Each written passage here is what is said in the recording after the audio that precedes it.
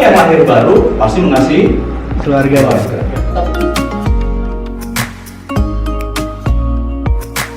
Ada satu titik terang itu. Kita berpindah dari alam maut menuju pada kekekalan. Yes. Amin.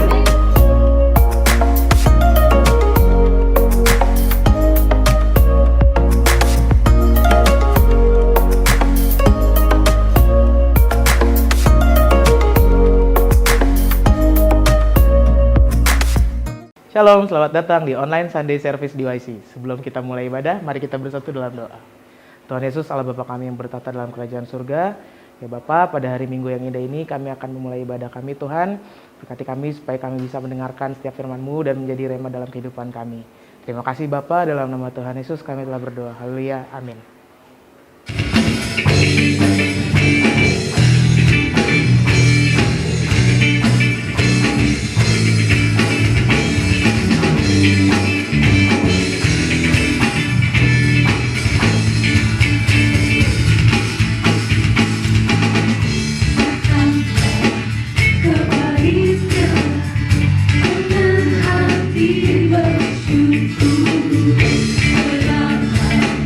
Bersyukur,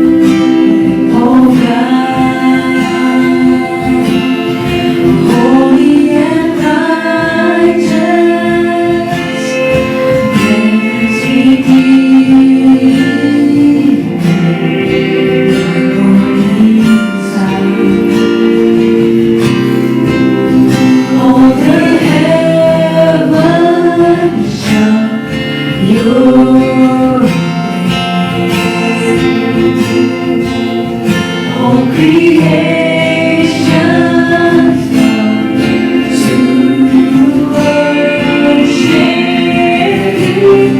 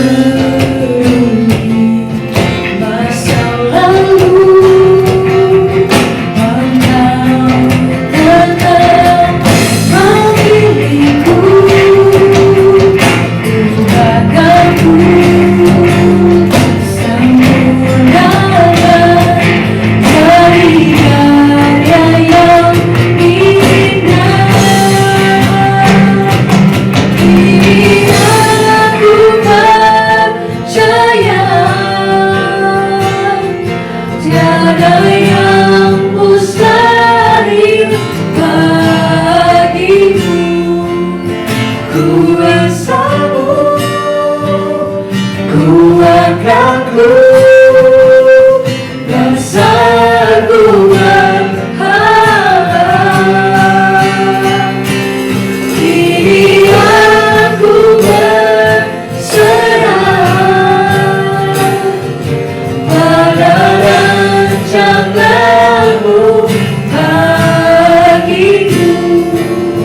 Ku ikuti panggilan-Mu, ku kan setia sampai akhir hidup.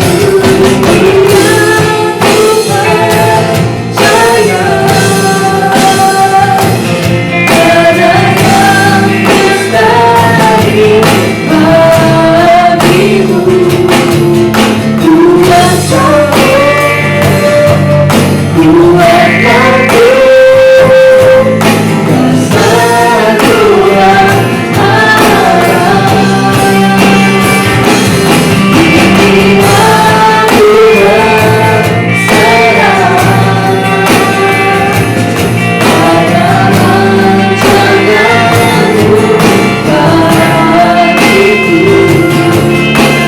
ikuti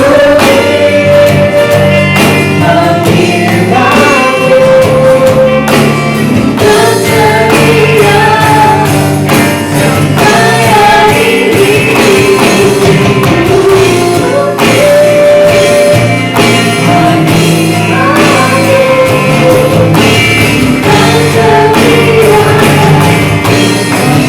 sampai akhir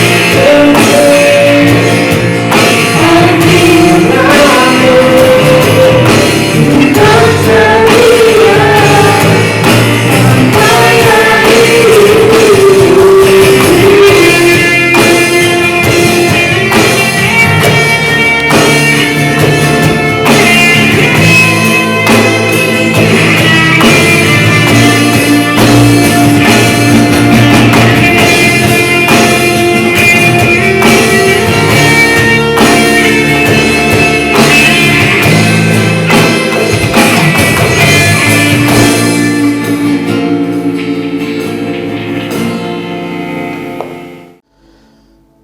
Teman-teman semua, mari kita berdoa sebelum kita merenungkan firman Tuhan.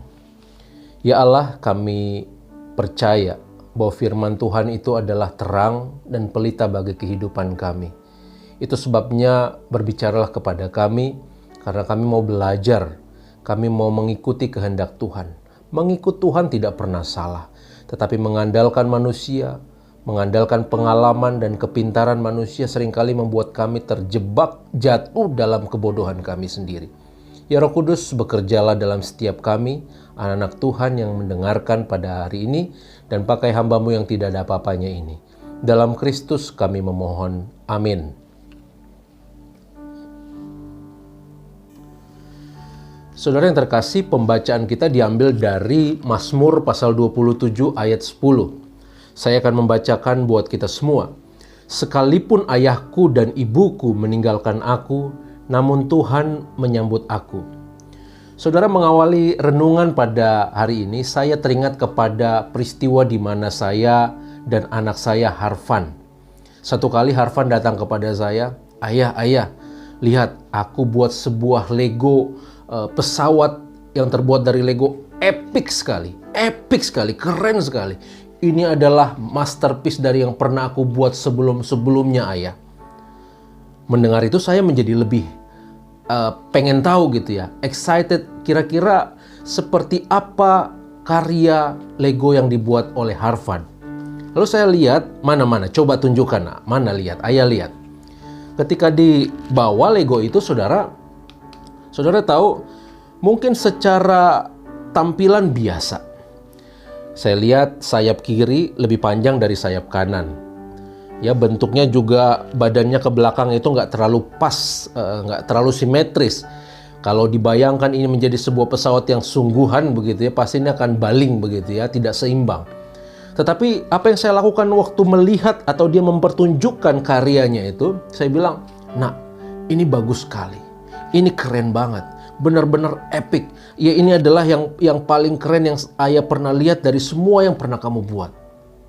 Saudara, mungkin kalau diminta penilaian kepada orang lain, orang melihat, ini biasa aja.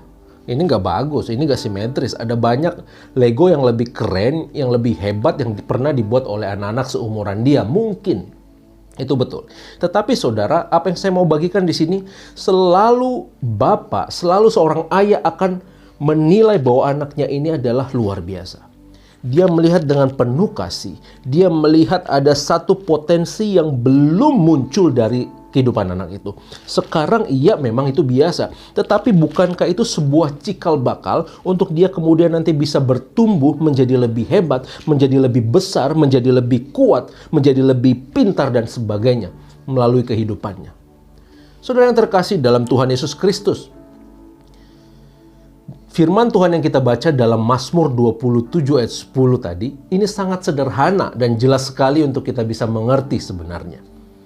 Dikatakan, sekalipun ayahku dan ibuku meninggalkan aku, namun Tuhan menyambut aku. Apa artinya teman-teman? Bahwa meskipun dunia tidak berjalan mulus seperti yang kita harapkan, saudara dan saya tetap bernilai. Kita tetap disambut Tuhan. Meskipun kita berada dalam sebuah situasi yang tidak diinginkan, tidak ideal, itu tidak berarti bahwa nilai kita turun. Karena nilai kita bukan tergantung pada keadaan.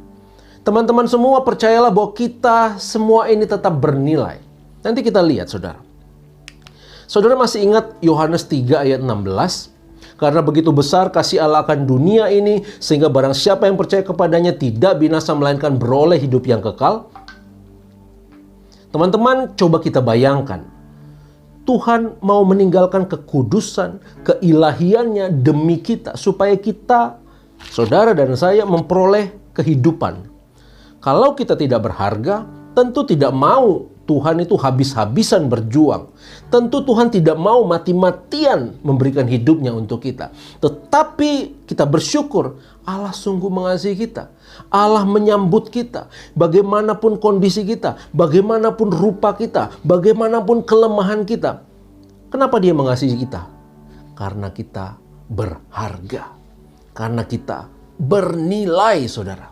Itu sebabnya kita mau belajar hari ini. Mari kita melihat diri kita sama seperti Tuhan memandang kita. Mari kita menilai diri kita sama seperti Tuhan menilai kita. Mari kita menghargai diri kita sama seperti Tuhan menghargai diri kita.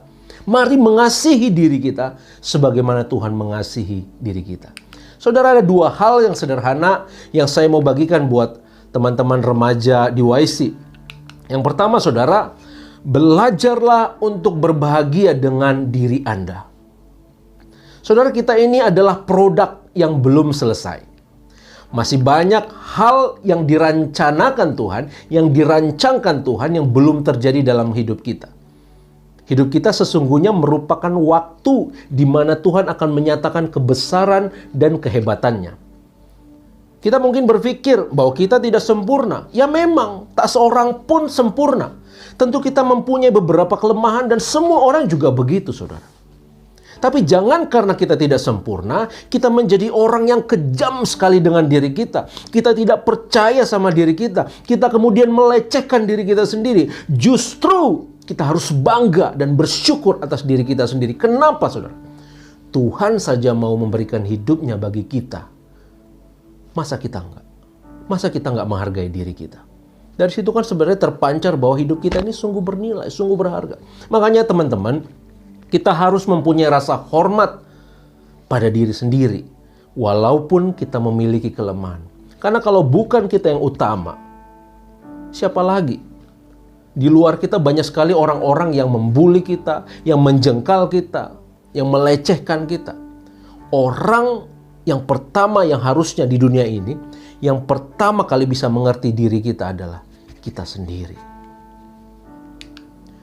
Saudara, saya tidak tahu dengan teman-teman ya, berapa orang yang saya jumpai selalu merendahkan diri mereka sendiri. Mereka melihat bahwa dirinya begitu lambat. Saya tidak pernah mematahkan kebiasaan-kebiasaan buruk saya. Saya tidak pernah merasa bahwa saya ini tertarik. Lihat hidung saya. Lihat rambut saya. Lihat bentuk tubuh saya. Rambut saya nggak seperti rambut perempuan lain yang keriting, jingkrak dan sebagainya. Mungkin yang laki-laki berkata, wah jambang saya tidak seperti si Robi, jambangnya sampai ke sini gitu ya, keren begitu ya. Atau bulu kaki saya tidak selebat bulu kaki si Rembo misalnya dan sebagainya. Kadang-kadang saudara, kita mengukurkan diri kita hanya pada sebatas hal yang sepele tersebut, saudara.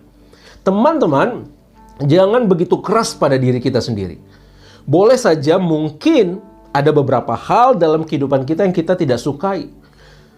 Kita mungkin mempunyai beberapa kebiasaan yang kita perlu patahkan. Betul, boleh saja. Tetapi ingatlah bahwa Tuhan belum selesai dengan saudara. Tuhan masih memiliki rencana dan itu sebabnya Dia sedang memproses, mengubah kita hari demi hari. Day by day, daily life. Setiap hari Tuhan memproses kehidupan kita. Firman Tuhan mengatakan dalam Efesus 2 ayat 10 bahwa kita ini adalah buatan Allah, diciptakan dalam Kristus untuk melakukan pekerjaan baik yang dipersiapkan Allah sebelumnya. Saudara, ini menjelaskan bahwa kita merupakan produk yang sedang terus dalam proses, belum selesai. Tuhan terus-menerus membentuk dan mencetak kita menjadi umat yang dikehendakinya.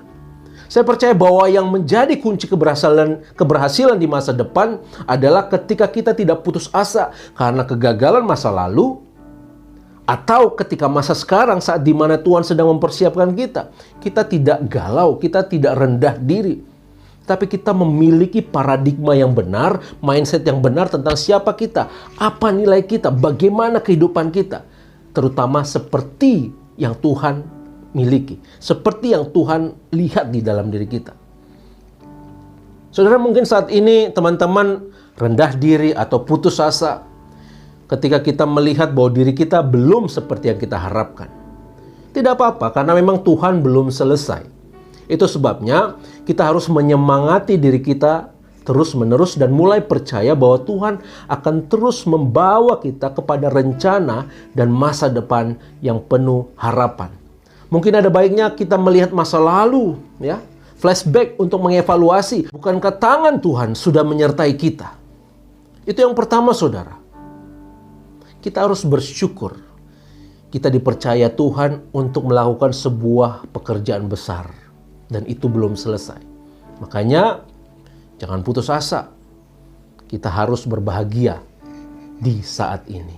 Bersyukur karena keberadaan kita saat ini. Bagaimanapun kondisi kita. Yang kedua, saudara, Tuhan mengetahui nilai kita. Tuhan tidak berhenti bekerja dan memproses kehidupan kita karena Tuhan tahu nilai kita yang sesungguhnya, saudara. Tuhan masih percaya bahwa engkau adalah orang yang paling bisa melakukan rencana atau rancangan yang sudah ditetapkan di dalam hidupmu. Itu sebabnya jangan pernah mengizinkan penolakan-penolakan yang dilakukan oleh orang lain itu membuat kita akhirnya menolak diri kita sendiri. Orang yang menolak orang lain kok jadi kita jadi ikut-ikutan menolak diri sendiri. Saudara, jangan biarkan kita tertipu. Jangan biarkan kita dibodohi oleh kenyataan sekeliling kita. Mungkin hidup kita berada di sekitar orang-orang yang menganggap kita rendah. Mereka selalu berupaya menjatuhkan kita. Teman-teman, jangan biarkan perkataan itu menjadi identitas saudara. Tapi sebaliknya ingatkan diri kita terus-menerus bahwa kita adalah ciptaan Allah, serupa dengan gambar Allah, bahwa kita adalah karya Allah, buatan tangan Allah sendiri. Jangan izinkan orang-orang lain merusak pemahaman kita seolah kita ini tidak berharga, kita tidak mampu, kita tidak berarti. Tuhan saja masih percaya sama potensi dan nilai kita. Mosok kita tidak. Mosok kita membiarkan diri kita, memberikan diri kita untuk dicabik-cabik oleh apa yang orang pikirkan. Makanya sekali lagi saudara, teman-teman, jangan biarkan kebohongan tersebut mengikat kita, membelenggu kita. Yang harus diingat dan dipercaya adalah bahwa kita anak-anak Allah yang dikasihi Tuhan, yang diciptakan sesuai dengan gambarnya. Bahwa saudara adalah orang yang dirancang, dipersiapkan untuk sebuah pekerjaan besar. Yang meskipun tidak sempurna, yang memiliki banyak kelemahan saat ini, yang memiliki beberapa hal kebiasaan-kebiasaan buruk, it's okay. Tetapi percaya, Tuhan masih banyak menyimpan hal-hal baik di depan untuk kita. Dan bukankah di dalam diri kita juga banyak hal yang baik yang kita bisa gunakan untuk mengerjakan visi-visi Tuhan? Teman-teman yang terkasih dalam Tuhan Yesus Kristus, saya ingin menceritakan tentang kisah 3 pohon. Ada 3 pohon, yaitu pohon zaitun, pohon eka ya gitu ya tulisannya, dan pohon pinus. Nah saudara-saudara, masing-masing pohon ini konon katanya memiliki sebuah impian untuk menjadi sesuatu yang bermakna dan istimewa dalam kehidupannya. Pohon zaitun bermimpi ingin menjadi sebuah kotak ukiran perhiasan yang bagus sekali. Pohon itu nantinya diharapkan bisa menyimpan emas, perak, dan permata-permata yang berharga. Saudara, suatu hari seorang tukang kayu memilih pohon zaitun itu dari semua pohon yang ada di hutan dan menebangnya. Pohon zaitun itu begitu bersemangat.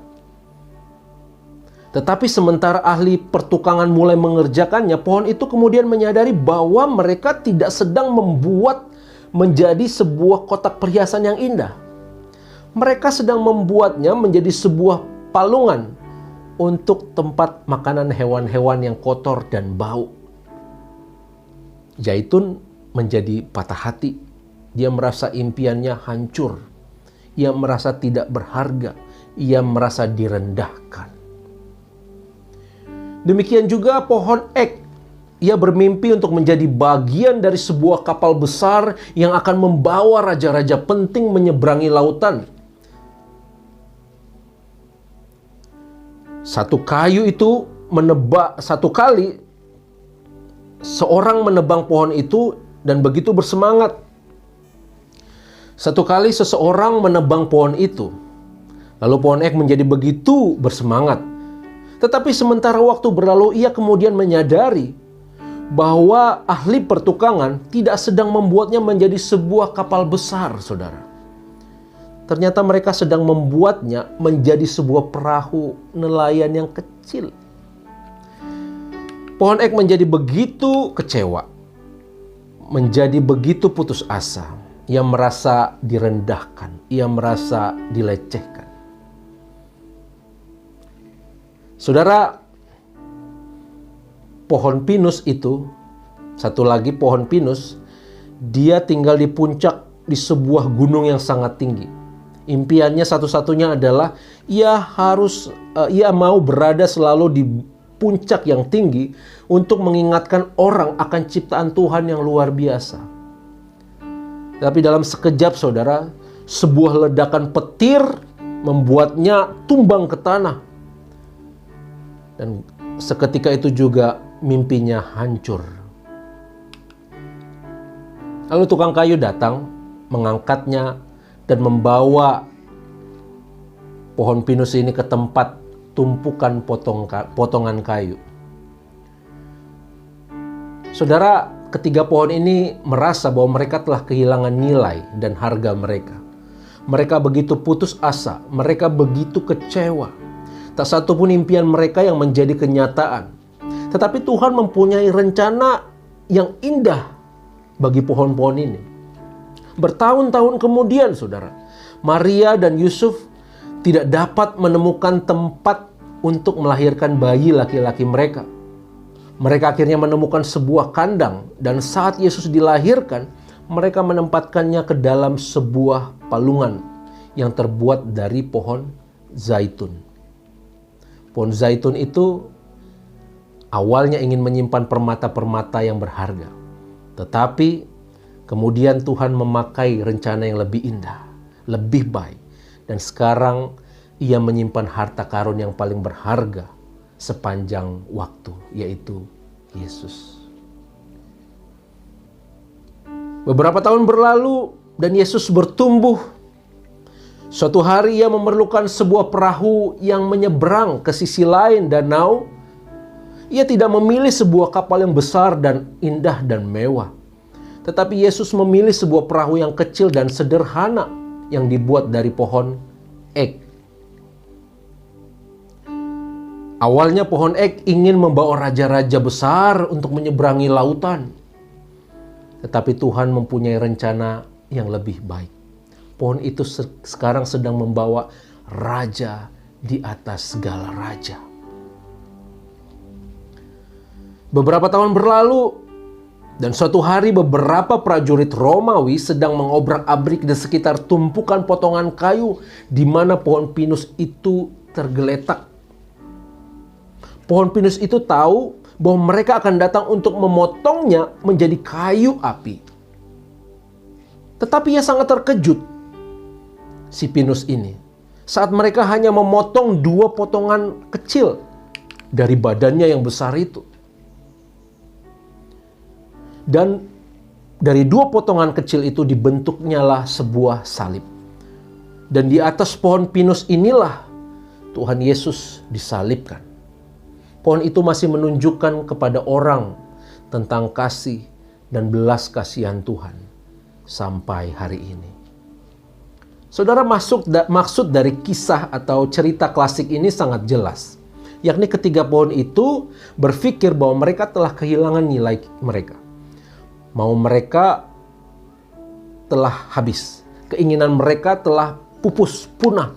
Tetapi mereka menjadi bagian integral dari kisah terbesar yang pernah diceritakan dari sebuah rencana rancangan Allah, yaitu tentang peristiwa keselamatan. Saudara-saudara, teman-teman yang terkasih, saat ini saya mau mengatakan begini, bahwa Tuhan mengetahui nilai kita. Ia melihat potensi kita. Kalau saat ini teman-teman mungkin tidak mengerti tentang segala sesuatu yang kau alami saat ini, tegakkan kepalamu. Percayalah Tuhan sedang memegang kendali hidupmu. Bahwa Ia memiliki rencana yang besar, maksud yang besar dalam hidupmu. Tidak peduli ketika impian-impianmu belum terwujud, kondisimu belum seperti yang kau harapkan. Tetapi firman Tuhan saat ini mengingatkan kita bahwa cara-cara Tuhan jauh lebih baik. Bahwa cara-cara Tuhan jauh lebih tinggi dibandingkan dengan cara-cara kita. Bahkan meskipun orang-orang menolak, ingatlah bahwa Tuhan berdiri di depan kita dengan tangan terbuka, dengan lengannya yang kuat, siap menerima kita. Dia siap menolong kita, dia siap menopang kita, dia siap mendukung kita, membawa kita menuju sebuah harapan dan rancangan yang besar yang indah di depan. Teman-teman, tidak peduli kita berada di titik mana saat ini, tapi percayalah bahwa Tuhan punya rencana yang indah. Belum selesai dalam hidupmu. Itu sebabnya milikilah yang benar, nilai-nilai yang benar dalam diri kita, tentang kita. Karena itu adalah modal yang sangat penting untuk kita bisa menjalani kehidupan yang penuh arti. Kiranya Tuhan menolong dan memberkati kita semua. Amin. Mari kita berdoa. Ya Allah, kami sungguh bersyukur untuk firman-Mu, kebenaran-Mu yang boleh dinyatakan buat setiap kami. Bahwa kami sesungguhnya adalah anak Tuhan. Bernilai, berharga di hadapan Tuhan. Itu sebabnya tidak ada alasan bagi kami untuk menjengkal diri kami, untuk mematikan potensi kami, untuk tidak percaya diri terhadap siapa kami. Kami sesungguhnya orang yang dikasihi Tuhan, orang yang dipercaya oleh Tuhan, orang yang disiapkan untuk sebuah pekerjaan yang besar. Ya Allah, biarlah kebenaran-Mu ini boleh tertanam dalam diri kami dan bahkan bertumbuh dalam kehidupan kami. Sehingga dalam pertumbuhannya kemudian, anak-anak di YC, remaja-remaja hebat ini bertumbuh di dalam nilai-nilai yang benar tentang siapa mereka. Tentang bagaimana cara Tuhan membentuk mereka. Bagaimana Tuhan memandang mereka. Biar kami juga memandang diri kami seperti Tuhan memandang kami. Terima kasih Bapak, Roh Kudus bekerja untuk setiap kami semua.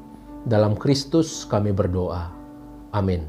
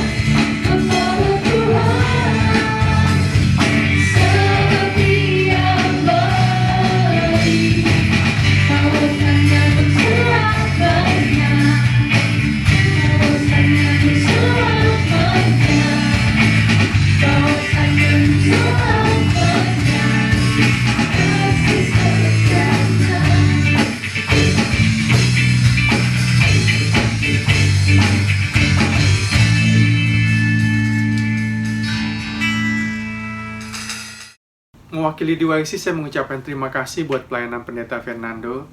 Kiranya Tuhan memberkati pelayanan Pendeta Fernando. Tuhan memberkati pengembalaan di gereja, dan Tuhan memberkati keluarga, dan Tuhan juga memberkati setiap aktivitas Pendeta Fernando. Tuhan memberkati. Dan kita akan menutup ibadah kita pada siang hari ini. Saudaraku, saya mengingatkan buat kita semuanya untuk memberikan persembahan nanti setelah doa berkat dengan men-scan QR code yang ada di layar televisi kita. Mari dalam setiap persembahan kita mau tambahkan Rp7 di belakang persembahan kita. Dan kiranya Tuhan memberkati kita semuanya. Mari kita bangkit berdiri dan kita mau bersatu dalam doa untuk menutup ibadah kita. Bapa di surga, kami bersyukur Tuhan buat kesempatan siang hari ini. Kami merasakan bahwa kami sungguh mengalami perjumpaan saya pribadi dengan Engkau ya Tuhan. Melalui puji-pujian, melalui persekutuan di rumah kami, bahkan firman Tuhan yang mengingatkan, menegur, menguatkan kami ya Tuhan. Biarlah ya Bapa, setiap kami ya Tuhan, Engkau berikan kekuatan, berikan hikmat untuk kami bisa menjalankan setiap firman Tuhan yang boleh kami dengar pada siang hari ini. Bapak mau berdoa ya Tuhan untuk Pendeta Fernando. Kiranya Tuhan menyertai, memberkati, mencukupkan, berikan kesehatan untuk dia ya Tuhan. Dalam pengembalaan di gerejanya, kiranya Tuhan juga memberikan hikmat-Mu ya Tuhan. Dalam keluarganya juga Tuhan, Engkau juga berikan kecukupan dan kesehatan nih Bapak. Tuhan, sertai keluarga ini ya Tuhan. Di dalam nama Yesus. Kami juga berdoa Tuhan untuk setiap kami Bapa, dalam setiap aktivitas kami, keseharian kami. Kiranya Tuhan berikan kami hikmat, kiranya Tuhan berikan kami kekuatan, kiranya Tuhan berikan kami kesehatan untuk kami boleh beraktivitas dalam sekolah kami maupun dalam pekerjaan kami. Kami juga berdoa Tuhan untuk setiap keluarga kami Bapa. Papa, Mama, kakak, adik, bahkan seluruh keluarga besar kami ya Tuhan. Kami tahu kami ada di tangan-Mu. Karenanya kami tahu juga Tuhan, dan kami mengimani bahwa Engkau memeliharakan keluarga kami. Terima kasih Bapa dalam surga. Kami juga berdoa Tuhan untuk setiap kami yang terlibat dalam pelayanan DYC. Tuhan berikan terus kami semangat-Mu ya Tuhan, untuk kami boleh melayani Engkau. Kami boleh menjadi berkat Tuhan melalui DYC ini Tuhan, di dalam nama Yesus. Satukan kami dengan roh-Mu ya Tuhan. Terima kasih Bapa. Dan setiap kami ya Tuhan, saat ini ya Bapa, kami telah siap untuk menerima berkat-Mu ya Tuhan. Terima kasih Bapa. Anak-anak muda, anak DYC, tengadakanlah kedua tangan-Mu, arahkanlah pikiran dan hati-Mu, dan terimalah berkat daripada Tuhan. Tuhan memberkati engkau dan melindungi engkau. Tuhan menyinari engkau dengan wajah-Nya dan memberi engkau kasih karunia. Tuhan menghadapkan wajah-Nya kepadamu dan memberi engkau damai sejahtera. Mari siap kita katakan, amin. Puji nama Tuhan, selamat hari Minggu.